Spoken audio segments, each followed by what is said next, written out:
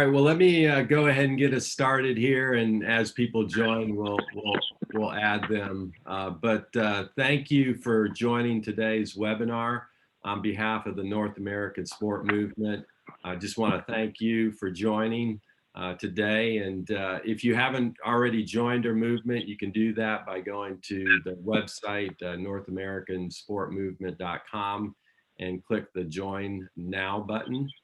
But my name is Dan Williams. I am the founder of SportServe, and we use the vehicle of sport for leadership development. I also started a business recently. It's a sports soccer training business, and so I look to try to help athletes achieve optimal performance.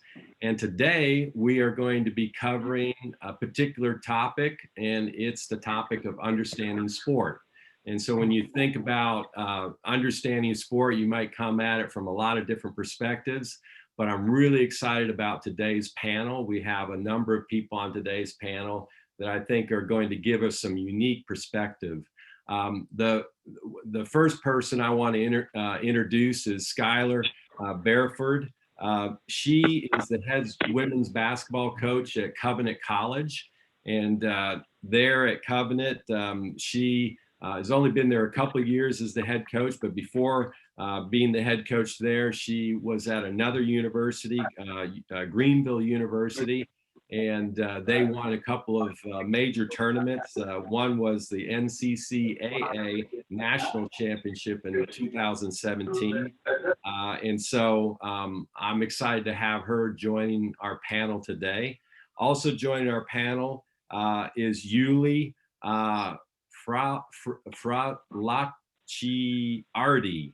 Now that's an Italian name, and I've worked really hard trying to pronounce it, but I know I messed it up, Yuli. So you'll have to help us here as we get into you sharing with us and help us with your last name. But Yuli is originally from Argentina, moved to the United States, and he co-founded an organization called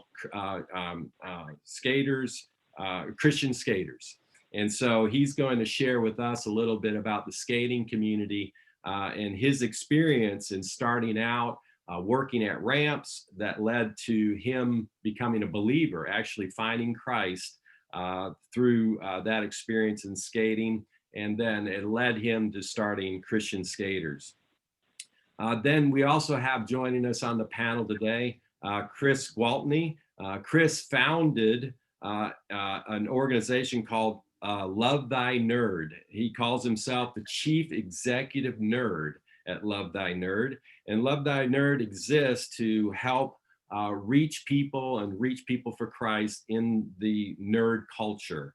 And so he's primarily going to share with us what we understand as the game, the world of gaming. I don't know much about that personally because I don't spend a lot of time playing video games, but the younger generation does. And he's going to share with us about how he's effectively reaching that community.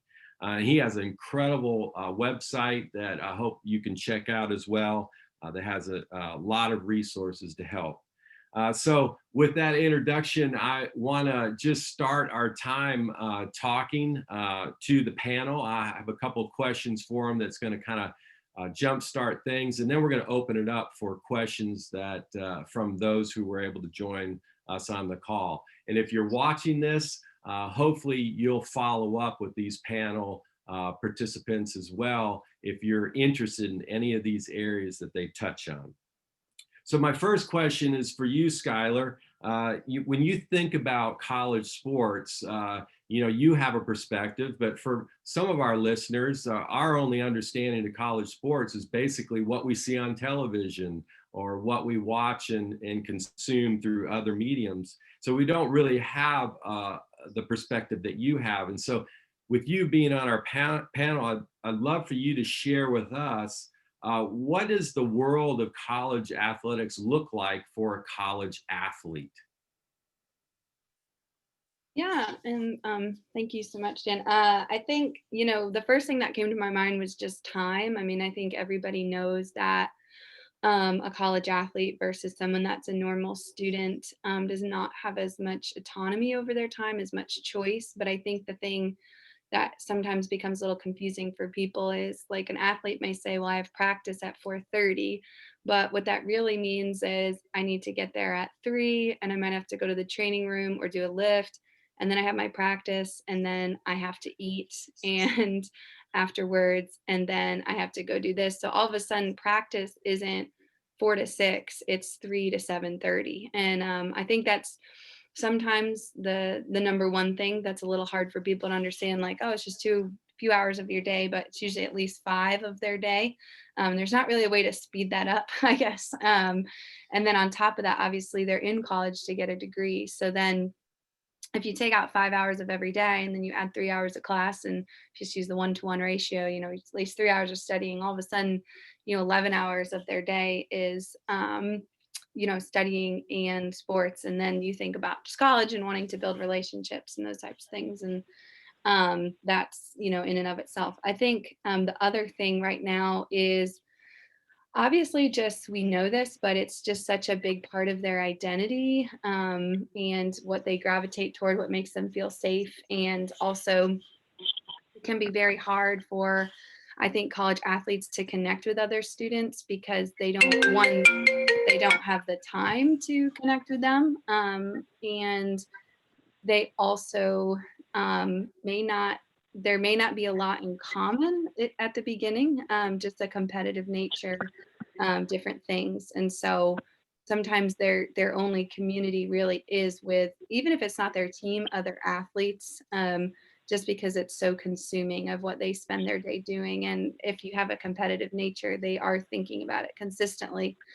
um, and I think I've seen that change even at the Division 3 level a bit over the last few years as kids who this really is a lot. And then I think coming out of COVID, there's so many kids that this has been their bright light every day is playing, sports, playing basketball for us.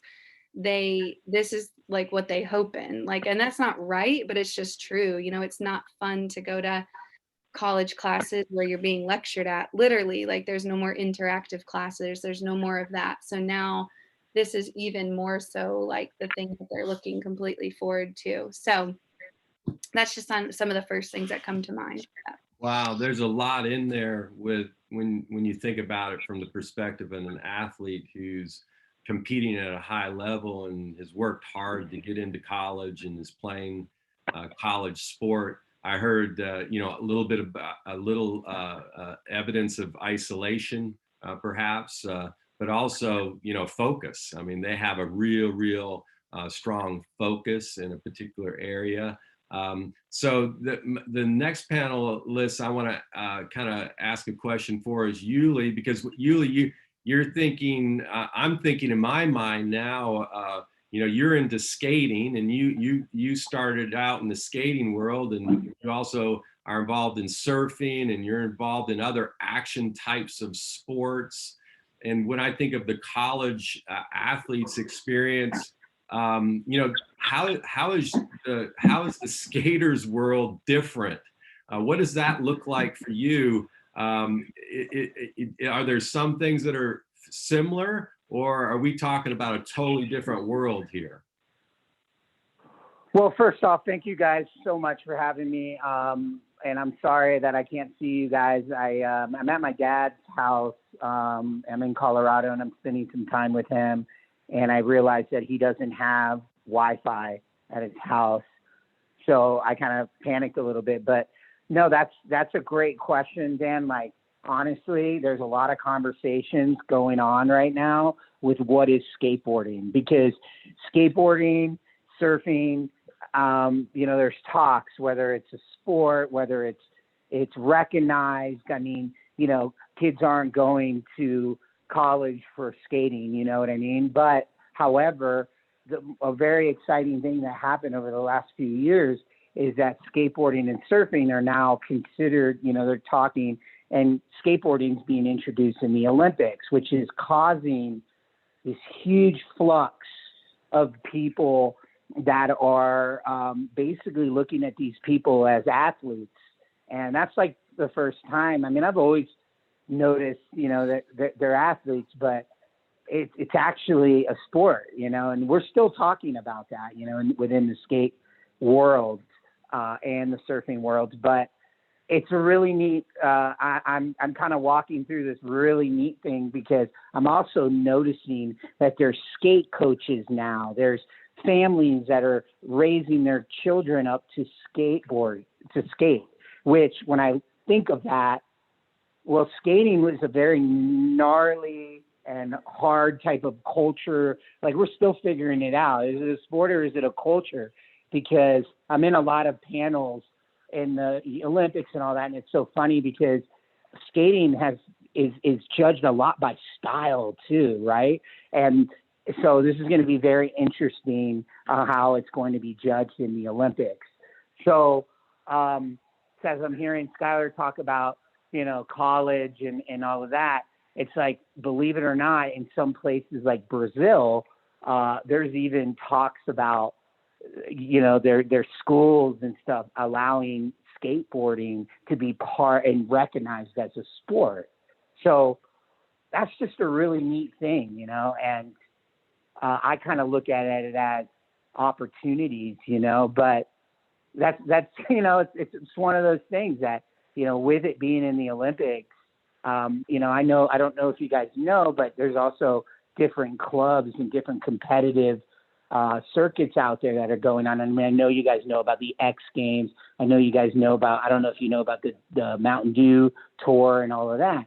Well, now these competitive places or areas are, they're even looking at it as competitive as now. Okay, now what? Now what are we going to do with skating? And even schools are considering offering it as a competitive sport, which is pretty crazy, Wow, that's amazing, and that's a great segue for Chris because competition is even entering into the world of gaming. Probably was already there, but the outside world, at least from my perspective, I first started taking notice of the whole gaming culture through the competitions that they were having, and I had no idea they were so competitive when it came to games. So talk a little bit about the culture and the world of gaming to help educate us. Yeah. Well, thank you guys for having me. I know maybe it seems a little out of the wheelhouse of sport, but I think esports is it's been around a long time and it's only growing. It's not going anywhere. If we thought that video games were a fad, I'm sorry to disappoint you, but it's only growing exponentially and it has shown no signs of slowing down. So the first thing I'll do, I think I can drop a link here in the chat if you guys want to pull this up. This is a super valuable tool that I use every year. That's done by the ESA, and they just basically do a study on video games every year. And so this is for the I think this is for the 2019 year. So they haven't released the new one yet for 2020, which who knows what that'll look like because of COVID. But this is for as of 2019.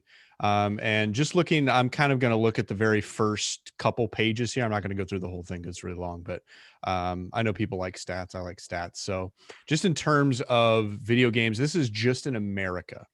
Okay. So keep that in mind. Like, we're not even talking the whole world, which is, there are places that are more bonkers about video games than even we are here in America. So 75% of Americans have at least one video game player in their household. 75% of all Americans. Now, this is also including mobile games. This isn't just, they have a PlayStation or an Xbox. This is like, there's a lot of mobile gamers out there as well.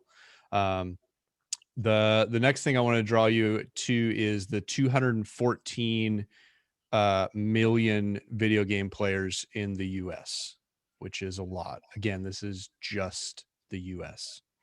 A common myth that has existed for as long as I've been around, and I've been playing video games for as long as I've been around, is that it's this sort of antisocial, guy in a dark basement that's probably overweight and that eats crappy and just plays video games by himself and never goes outside.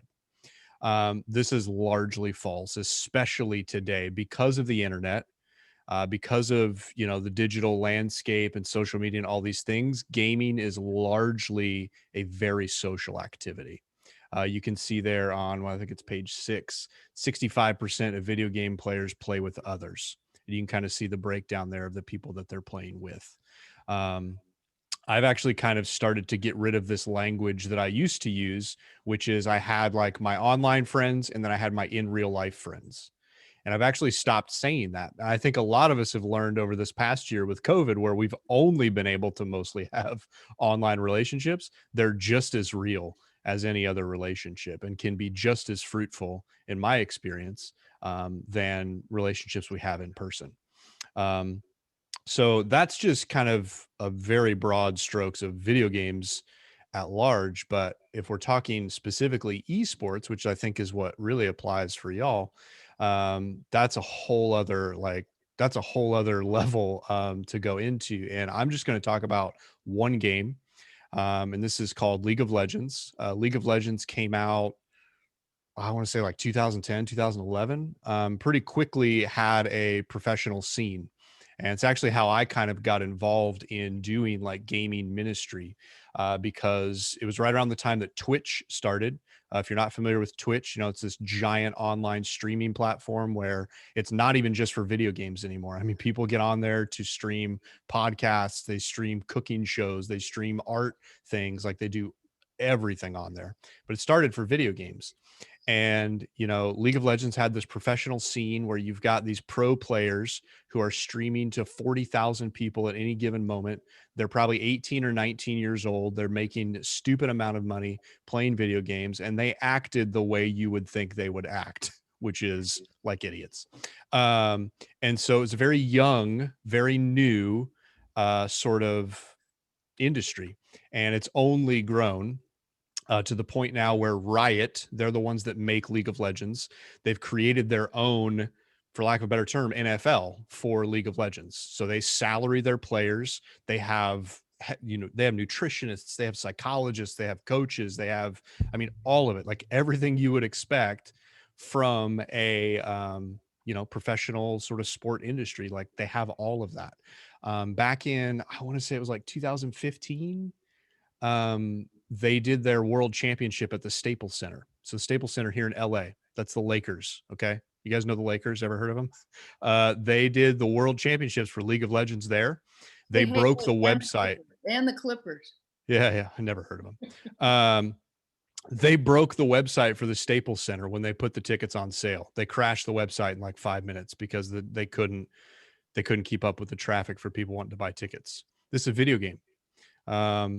So that's that's the scope at which this is. Now, what I'll say in terms of like ministry, spiritual, like religious kind of stuff is, by and large, gamers are over it and they don't care about spiritual things, about God. I'm generalizing. Obviously, there are people that do, but I would say for the most part, it's a pretty post-Christian sort of culture. And I would attribute most of that to the way that the church and Christians have treated the culture, which is at best, they've treated it with indifference or, hey, there's probably something better you could do with your time. At worst, they've said that it's sinful, you're going to hell because you play video games. And so why would any of them want to have anything to do with a community of people that treats them like that? So our work, especially with Love Thy Nerd, is to try to tell a different story of who we believe Jesus to be and what he thinks of them, and to hopefully redeem and repair some of that damage that has been done, but also to come to folks like you, to the church that don't know about this stuff and don't know the culture, and how can we educate and help better understand the value of these people and their culture. So Yeah, that's well said. Thank you. And before we get into opening up to questions, just two more questions for Skylar and Yuli. Yuli, I'll start with you first. Just as Chris was sharing, the spiritual challenges with the whole esport community. what are the spiritual challenges that you see in the skating community right now that people need to be aware of? Maybe one that really stands out to you. Yeah, that's funny you say that, because I have a lot of conversations with a lot of skaters that, because for me, skaters are an example of people using faith. I mean, it's right there. Like they're applying faith to believe that their board is going to flip out of eight flights of stairs that we look as a way to get to one place to another place, but to them, they're using it as part of their athletic arena. You know what I mean? And they look at it. So I was just having this conversation with someone and what he was saying that, and I'm just gonna be real with it. He's like, and when he says the church, I think he's talking about Christianity, but what he said to me, he's like, man, if only they can get their crap together. And I said, what do you mean? And he's like, because they're so wishy-washy. You got these guys that I'm supposed to look up to, and they try to tell me how to get to having a relationship with Jesus, but they're blowing it. And that's what he said. And I said, I can see that is a huge thing, is because, even in the Bible, it talks about, in Hebrews in chapter 12, it talks about, a cloud of witnesses, they're always looking at us, but I think in general, where they're looking at, whether it's, the church or, whatever, they just see the hypocrisy, they just see the wishy-washy, in this. And, I'm part of that crew, you know what I mean? So I don't go, well, I'm not like that. I take responsibility for it, and just was like, but I will tell you, I always try to give them hope. And I was like, but I will tell you that there's people out there that are really having good conversations and stuff. So, to answer your question, I say it would be maybe the inconsistency that we all see, and that we're also trying to make a difference, because I'm not pointing fingers at anyone, or I'm pointing it at myself. Is like, we need, we're also trying to figure it out. So I would say the answer to your question would be just the example that they're looking at, and the hypocrisy, or the inconsistency. Does that make sense? Yeah. I think, Skylar, that kind of gets into a little bit of, not to communicate your situation, but you coach at a Christian college. And so I'm sure that there's certain expectations that people have when it comes to the way that you act and the way that you do things. But it's not always true that we necessarily live up to those expectations. So how do you deal with that in that kind of a setting? What's the spiritual challenge that you have in a Christian college, and trying to perform and compete at a high level, but in probably a forum where you're not always competing against other Christian schools? Yeah, I mean, I think that a few different things come to mind. The first thing that comes to mind is honestly helping students to not hide, which sounds silly, but in a Christian atmosphere, I feel like sometimes they're not as open with just, we think about what's done in darkness comes to light, but there's just a lot, whether that's drinking, or I don't, there's so many, not just drinking, but just anything they're doing that's not healthy for them. The other thing that we deal a lot with, and everyone knows this, but is depression and serious manifestations of that, harming themselves in some way. But also feeling, I also think maybe because of some of the church culture that they can't express that, or I have to not, there's a lot to unpack with mental health. I think there's general apathy, but I think the thing that I find the hardest for my sport in particular, basketball and women's sports, is that you almost have an intersection of all these things that are really difficult. So you start with, first is feminism. How do we as Christians look at that, and how do we uphold women as strong? I coach a sport that is a little bit more masculine, just in terms of its physical. It's not about being beautiful. And, people, the women I coach may look more what the world would term manly. and strong. And then you also have like how they think the church values women and men's sports is more important. And then you have on top of that, basketball is a very diverse sport. So you're getting a lot of intersection with racism.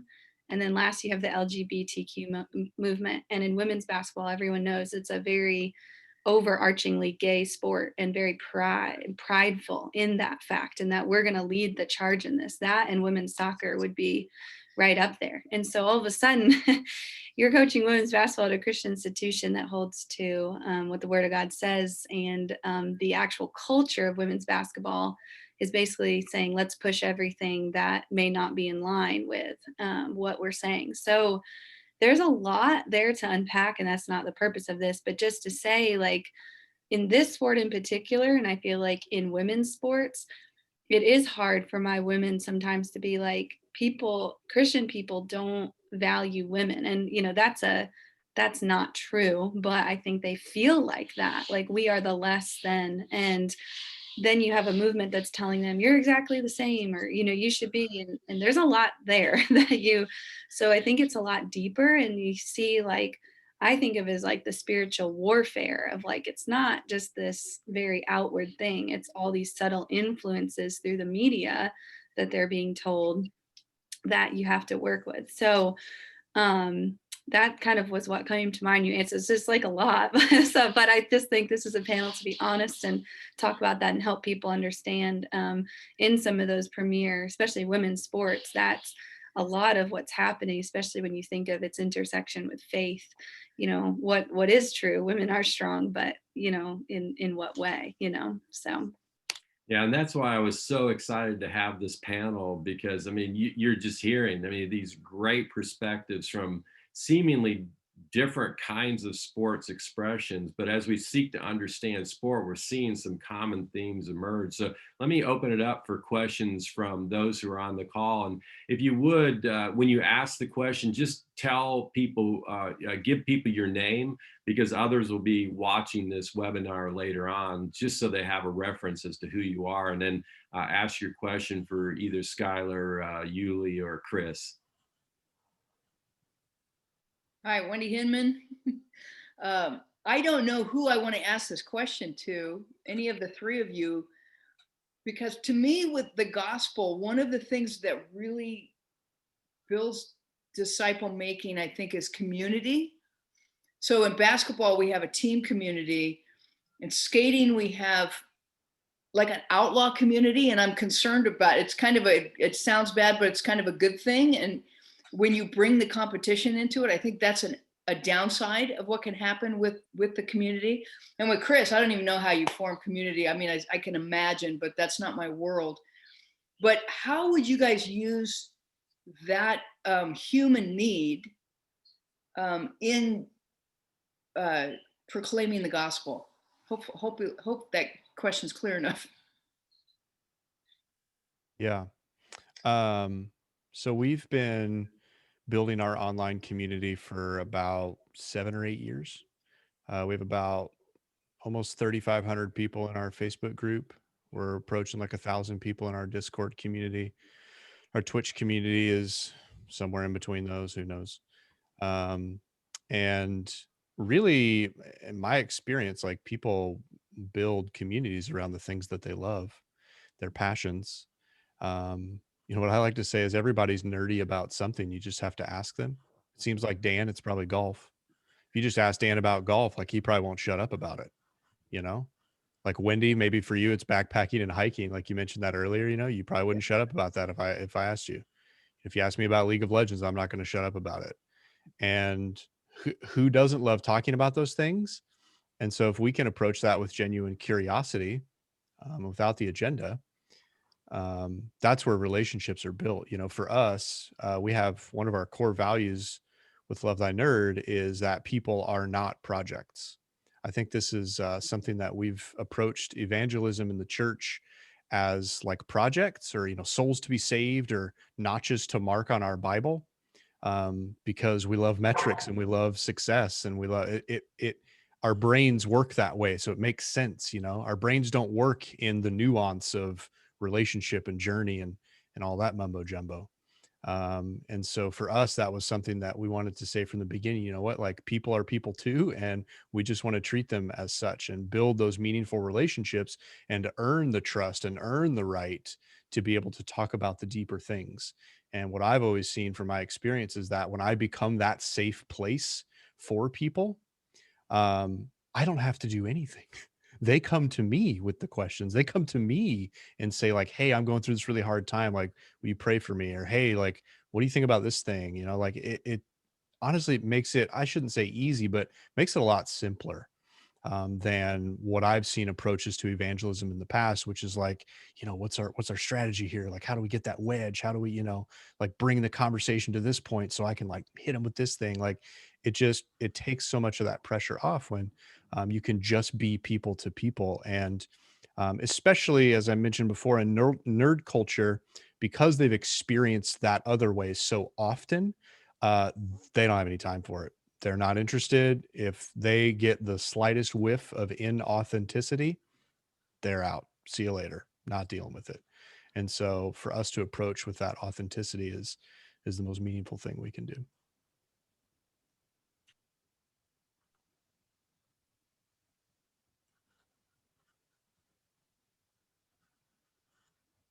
Carl's got a question. Is that okay? Dan, you can always mute me as the host. So, hey, Chris, thanks so much. You know what I'm going to do? Chris, There you thanks go. so Much much better. for your perspective. And I've been involved with the sports movement for a long time. I'm not as old as Jacob. Jacob wrestled God.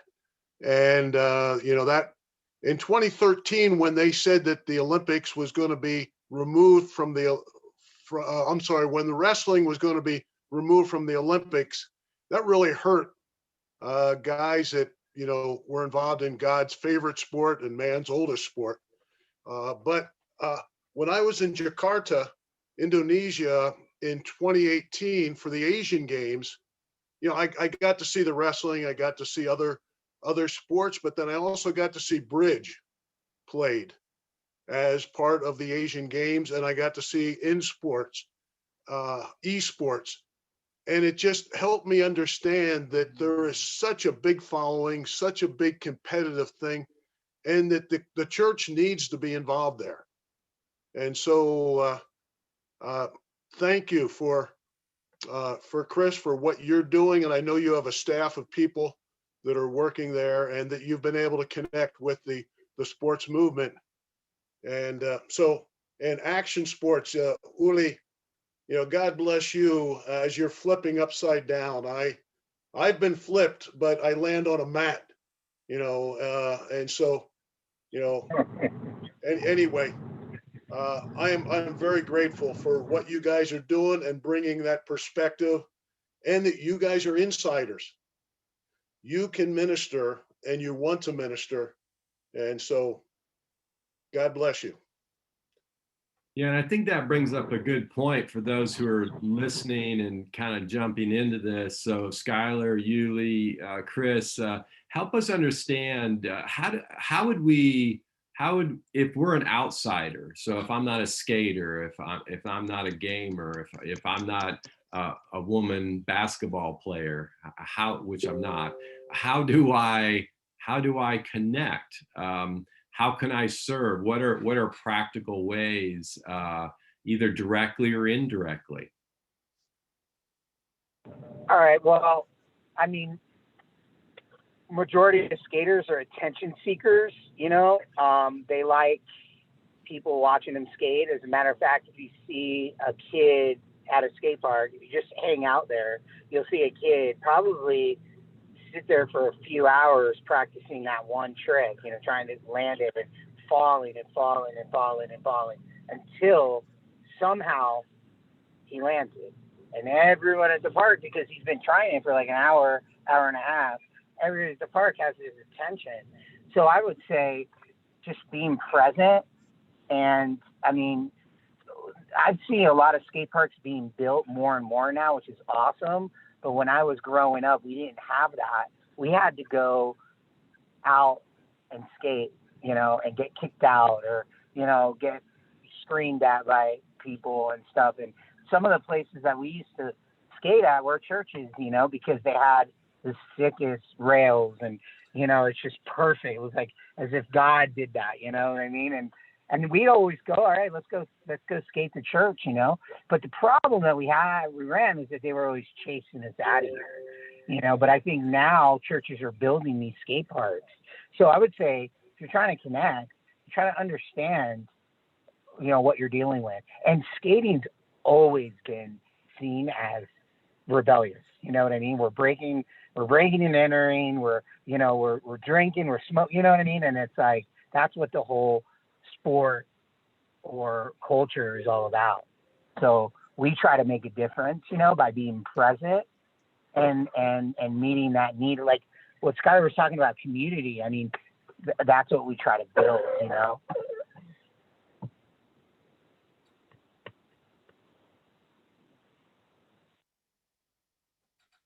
Chris, Skylar, anything to add from your Yeah. perspective and helping people? I don't know if you guys are familiar with this. It's not really a thing anymore, but the 7 degrees of Kevin Bacon. So it's this theory that Kevin Bacon has been in so many movies with so many different people that you can choose any actor, and in 7 moves you can get to Kevin Bacon. So you can say, oh, Jodie Foster was in this movie with this person, and then this person was in this movie with this person, and then you eventually get to Kevin Bacon. Always, doesn't matter. So the way I think about it is the 1 degree of gamer. We were looking at those stats and how many households have gamers in them.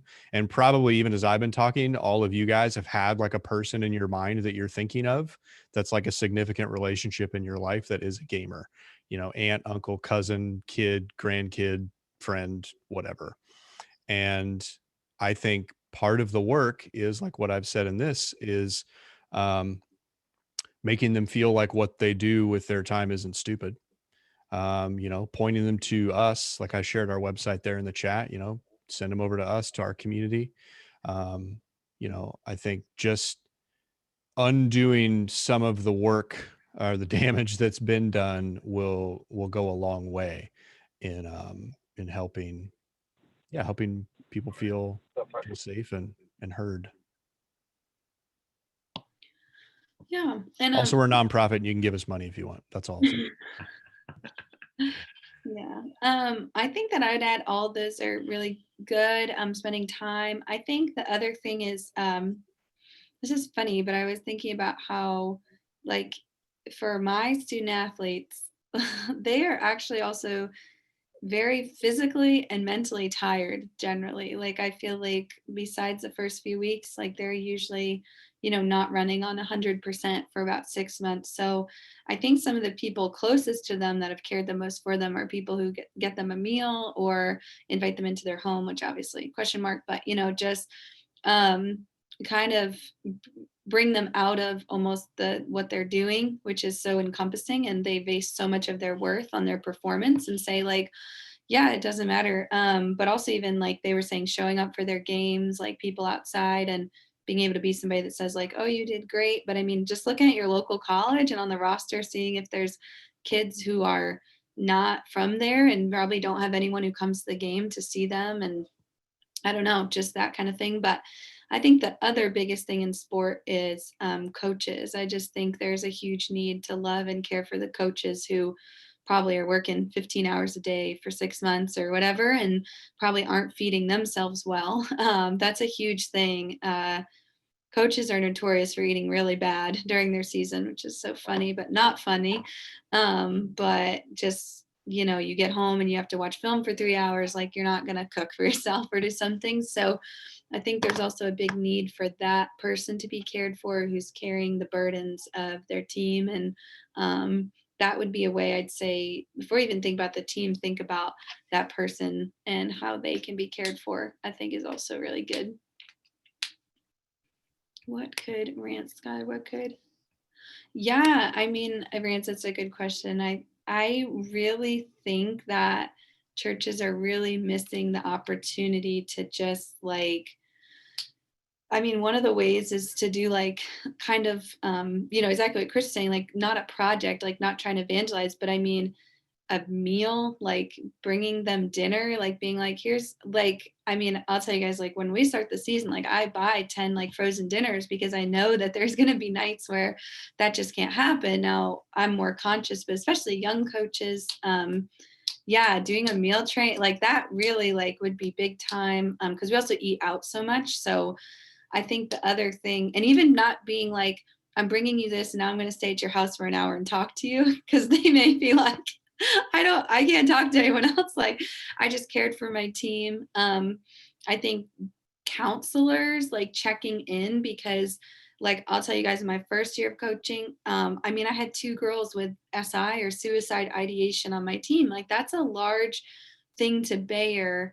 And a coach may not feel like there's a ton of people they can talk to about that. And then I think coaches, and this is more speaking from what I know, is like, I moved somewhere where, we won our first championship. I didn't have one person in the stands. And I think really young coaches, it is hard to be in this thing where like they're used to someone showing up and being like, hey, good game. And then especially in the head coach role, I think there's people where, they do go home and they beat themselves up for what happened. So I think churches could be people that are there like, hey, we're like just reminding, and I have a lot of good people in my life who do this, but I think more of all the people who don't, but being like, yeah, you didn't win, but like remember all the things you are doing, and those are the most important eternal things. And so I think where the church could be good is helping coaches with perspective while also understanding they're competitive and they're going to be mad, but there's another place for that support and care of like, you're not everything this is, because for some coaches, if they don't win, they are going to lose their job, and that's a lot of pressure. And so you have to have some of those cheerleaders and perspective keepers, I think, for them. So I think that's a way that churches sometimes are missing that, that's the flow piece, like disciple the coach, and then, it flows from there, but love them like not a project, just in those very tangible ways. And so That's great stuff. Thanks so much for this time. This last call. Any final question that we want to ask any of the panel members?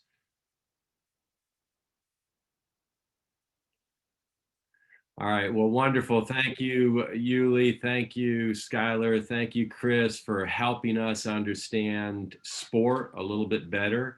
Maybe even see it from a different perspective.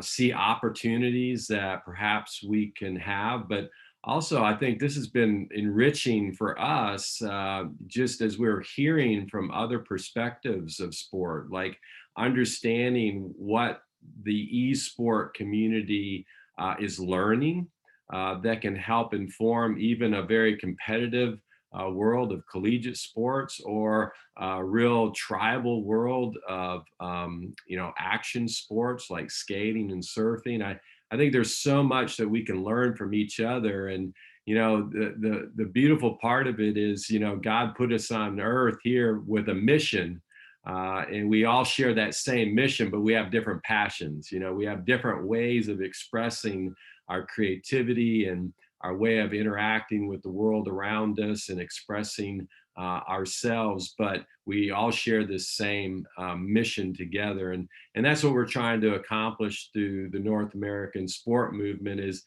just give us a place where we can begin to come together, regardless of our sport background, or even regardless of whether or not we're in sport. It may be play. Maybe you're there.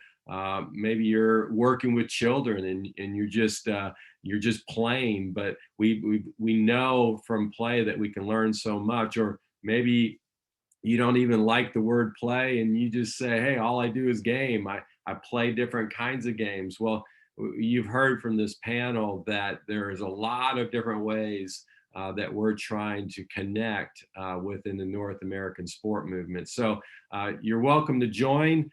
Please do that if you're listening to this webinar later on. And please visit the website. And once you join, you can enter into a portal where there's an online community that we're trying to create with many different resources. And one of the resources that we have up and running right now is sports leadership training. And one of the components, one of the elements is understanding sport. And it's really fascinating training to go through and begin to help you think perhaps about your own current situation, maybe even a little bit differently.